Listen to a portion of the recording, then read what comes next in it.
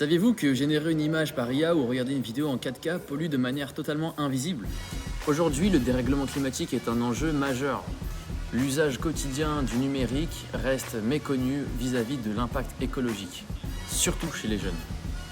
Pour répondre aux besoins de notre commanditaire qui est l'association Synergie, notre mission principale était de pouvoir vulgariser cet impact pour pousser le public à devenir acteur du développement durable. Durant le projet, nous avons contribué à l'objectif de développement durable numéro 13, qui est les mesures relatives à la lutte contre le changement climatique, en proposant des solutions éco-responsables pour le public. Notre projet s'inscrit également dans l'objectif de développement durable numéro 12 lié au mode de production et de consommation, en permettant une prise de conscience à un public intergénérationnel et en permettant une sensibilisation concrète. Oubliez les présentations passives. Après une version trop dense et scientifique, nous avons pivoté grâce au retour de nos proches. Nous avons donc conçu un outil sur mesure, interactif et physique, le carbonomètre. Il s'agit d'un jeu de cartes illustré et maniable par le public. L'objectif est simple, remettre dans l'ordre de consommation de CO2 les actions du quotidien. Comment envoyer un message ou fabriquer un téléphone? L'objectif est de sensibiliser aux gestes éco-responsables.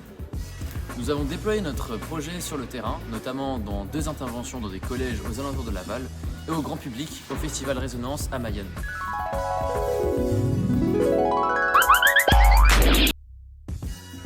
Le Festival Résonance, qui est un événement créé par le CPIE Mayenne, est un événement qui met en avant des expérimentations concrètes en termes de matière d'énergie, de mobilité douce ou encore d'alimentation, et tout ça dans un cadre plutôt local. Nous avons donc pu intervenir dans ce festival en proposant notre propre stand et notre propre support de présentation physique avec notre carbonomètre et de multiples jeux. Au total, plus de 100 personnes ont participé à nos ateliers, dont plus de 70 élèves. Lors du festival, on a pu récolter un taux de participation active de 90%. Et à partir d'un sondage sur 10 personnes, on a pu constater que 3 personnes sur 10 gardaient leur téléphone moins de 3 ans.